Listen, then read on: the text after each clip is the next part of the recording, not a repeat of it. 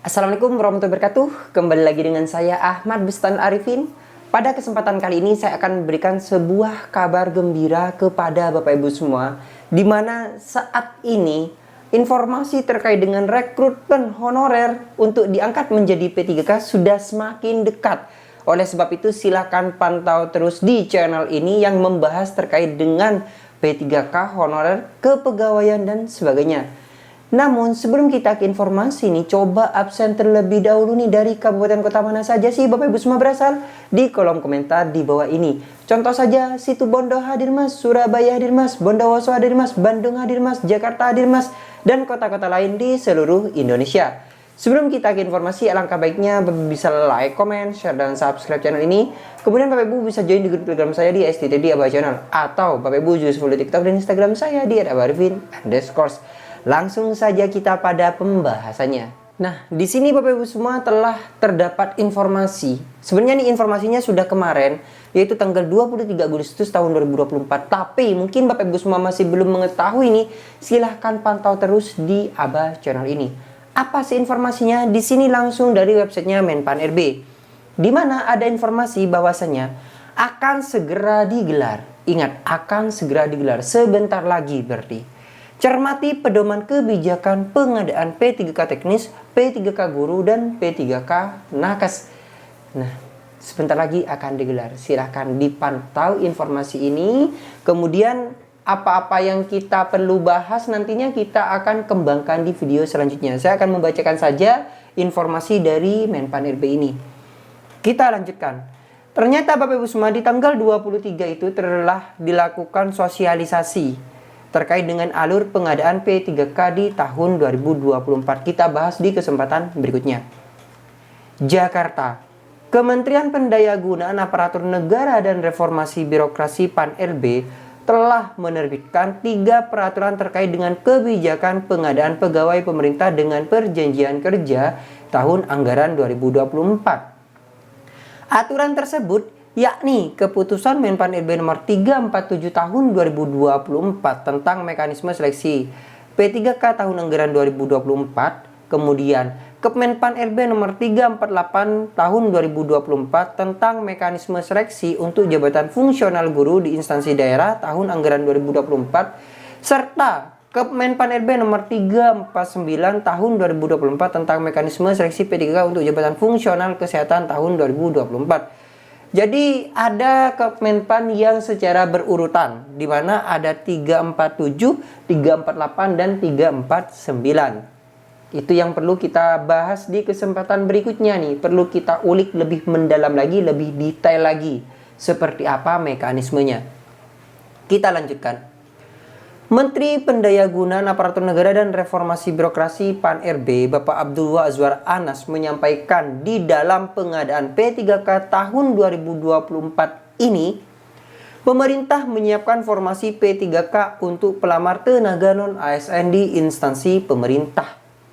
Formasi P3K ini disiapkan sebagai tindak lanjut melaksanakan amanat Undang-Undang Nomor 20 Tahun 2023 tentang ASN, yaitu dalam rangka penyelesaian penataan tenaga non-ASN di instansi pemerintah. Jadi kenapa dilakukan rekrutmen seleksi CASN di tahun 2024 secara massal? Nah, tidak lain karena Bapak Ibu semua telah disahkannya Undang-Undang Nomor 20 Tahun 2023 kemarin, yaitu perihal tentang bahwasanya honorer wajib diangkat maksimal Desember tahun 2024, sehingga ini kabar gembira bagi Bapak Ibu semua. Oleh sebab itu bagi para honorer nih yang telah masuk di dalam database BKN, sebaiknya jangan mendaftar dulu deh untuk CPNS di tahun ini.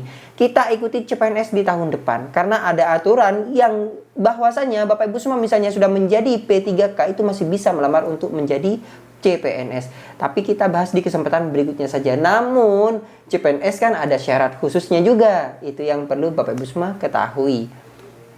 Per 22 Agustus tahun 2024 telah ditetapkan formasi CSN sebanyak 1.280.547 formasi, di mana formasi paling besar diperuntukkan bagi P3K yaitu sebanyak 1.031.554. Sementara itu, formasi CPNS sebanyak 248.993, yaitu 114546 untuk instansi pusat dan 134.447 untuk instansi daerah. PLT Deputi Bidang SDM Aparatur Kementerian Pan-RB yaitu Bapak Abbas Subagja menguraikan bahwasanya pengadaan P3K di tahun 2024 ini diperuntukkan bagi pelamar prioritas ex-THK2 sesuai dengan database THK2 di BKN, non-ASN yang terdata di database BKN, serta non-ASN yang aktif bekerja pada instansi pemerintah. Nah, ini Bapak Ibu semua. Jadi sepertinya nih, bukan hanya di dalam database BKN saja, tapi juga ada non-ASN yang aktif bekerja pada instansi pemerintah. Mungkin diambilkan dari database pemerintah yang lain. Nah, ini yang kita perlu bahas nih di kesempatan berikutnya, di aturannya, karena pasti ada aturan yang membahas terkait dengan hal tersebut. Kita bahas di kesempatan berikutnya. Kabar gembira nih termasuk bagi Bapak Ibu semua. Kita lanjutkan. Seleksi P3K di tahun 2024 dilaksanakan dengan Computer Assisted Test atau CAT dengan penentuan kelulusan berdasarkan peringkat terbaik. Dikatakan pada prinsipnya dalam pengadaan P3K tidak ada istilah tidak ada seleksi atau pengangkatan secara otomatis, tidak ada, semuanya by system, by test. Memang sih Bapak Komisi DPR RI kemarin memang membahas bahwasanya tidak perlu ada tes. Nah, tapi pada kenyataannya itu dites Bapak Ibu semua. Dan tes ini bukan hanya formalitas saja, maksudnya formalitas bagi yang paruh waktu, tapi kalau untuk yang penuh waktu tentunya di peringkat yang mulai terbaik seperti itu. Kita lanjutkan. Pelamar itu wajib mengikuti tes seleksi. Akan tetapi pelamar akan dinyatakan lulus jika berperingkat terbaik. Artinya dalam seleksi tidak menggunakan nilai ambang batas. Ungkap Aba dalam sosialisasi kebijakan pengadaan P3K tahun 2024 secara daring Jumat 23 bulan 8. Yang tak kalah penting, tiap instansi, terutama instansi daerah, harus menyiapkan jabatan-jabatan bagi tenaga non-ASN yang sudah bekerja di instansinya masing-masing. Contoh saja nih, BKD Jatim memiliki database selain non-ASN, database BKN, itu juga memiliki database yang di instansi, yaitu di BKD. Semoga saja ya, bagi Bapak Ibu semua yang selain di database BKN, itu juga yang di database BKD juga bisa ikut mendaftar melamar. Semoga saja kita aminkan. Nah, kurang paham nih, di instansi Bapak Ibu semua apakah sama seperti instansi di Pemprov Jatim? Coba komentari di kolom komentar di bawah ini. Kita lanjutkan. Kriteria lain yang dipersyaratkan untuk mengikuti rekrutmen P3K adalah pengalaman di bidang kerja sesuai dengan kompetensi tugas jabatan. Untuk jenjang pemula, terampil, mahir, penyelia, dan ahli pertama minimal 2 tahun. Sementara untuk jenjang ahli muda minimal 3 tahun. Syarat ini dikecualikan bagi jabatan fungsional dosen, jabatan fungsional pengawas, dan jabatan fungsional kesehatan. Syarat lainnya adalah pelamar harus aktif bekerja di instansi pemerintah selama minimal 2 tahun berturut-turut pada saat dia melamar. Adapun pelamar yang terdata sebagai tenaga non-ASN pada database BKN, sebagaimana yang telah disepakati bersama antara pemerintah dan DPR RI, yang mengikuti proses seleksi dan mendapatkan peringkat terbaik, namun belum sesuai dengan lowongan formasi, dapat diusulkan menjadi P3K paruh waktu sesuai dengan ketentuan peraturan perundang-undangan.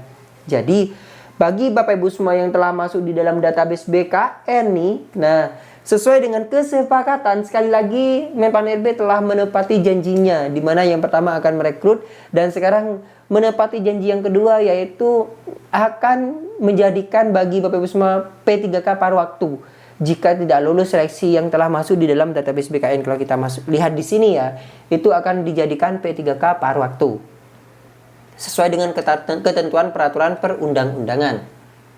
Terdapat beberapa hal yang perlu diperhatikan oleh pelamar P3K, di mana pada pengadaan ASN, pelamar hanya dapat melamar satu jenis pengadaan ASN, yaitu PNS atau P3K.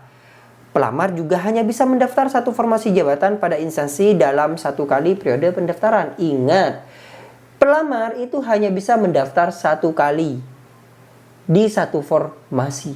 tidak bisa melamar bercabang-cabang. Selain itu, pelamar juga dilarang menggunakan dua nomor identitas kependudukan yang berbeda. Apabila pelamar melanggar ketentuan ini, maka dianggap gugur atau dapat dikenakan sanksi sesuai dengan peraturan perundang-undangan. Ingat nih, mungkin Bapak Ibu semua memiliki nomor 2 NIK. Jangan sekali-kali Bapak Ibu semua memanipulasi data. Pasti ketahuan Bapak Ibu semua. Pasti ada yang membocorkan. Contoh kasus yang di rekrutmen sebelumnya, ada yang mungkin nilai dia bukan honorer di instansi tersebut dilaporkan, ya tentunya digugurkan oleh BKD setempat untuk tidak dilanjutkan. Nah, apabila Bapak Ibu semua sudah berlarut-larut beberapa tahun mengabdi atau telah menjadi P3K, kemudian Bapak Ibu semua ketahuan, nah gaji Bapak Ibu semua otomatis mungkin harus dikembalikan. Oleh sebab itu, kita coba berusaha seefektif mungkin, sevalid mungkin data yang telah dimasukkan nantinya pada database BKN. Kita lanjutkan. Pada kesempatan yang sama, PLT Kepala Badan Kepegawaian Negara BKN diwakili oleh Deputi Bidang Mutasi Kepegawaian BKN yaitu Aris Widianto menyampaikan jenis jabatan pada pengadaan P3K tahun anggaran 2024 terdiri dari jabatan pelaksana dan jabatan fungsional. Dalam seleksi P3K hanya terdapat dua tahapan, yaitu seleksi administrasi dan seleksi kompetensi. Jadi ada seleksi administrasi dan seleksi kompetensi. Seleksi kompetensi dilakukan untuk menilai kesesuaian kompetensi manajerial, kompetensi teknis, dan kompetensi sosial kultural yang dimiliki oleh pelamar dengan standar kompetensi jabatan. Selanjutnya akan ada wawancara. Seleksi wawancara dilakukan berbasis komputer yang digunakan untuk menilai integrasi dan moralitas peserta. Jadi nanti tetap dites ya Bapak Ibu semua. Jadi tidak ada kata-kata lagi rekrutmen P3K di tahun 2024 meskipun untuk honorer tanpa tes itu tidak ada. Jadi tetap masih menggunakan tes yang sebentar lagi akan segera dilaksanakan. Oleh sebab itu nih, silakan persiapkan diri Bapak Ibu semua. Silakan cek di portal website masing-masing instansi Bapak Ibu semua formasi apa yang tersedia. Jika sudah mengetahui formasi Bapak Ibu semua itu tersedia, silakan belajar di formasi Bapak Ibu semua. Itu yang bisa saya sarankan sih untuk Bapak Ibu semua. Mungkin sekian informasi kali ini, semoga bermanfaat nih bagi Bapak Ibu semua. Bagi yang belum subscribe, silakan subscribe channel ini, aktifkan notifikasinya.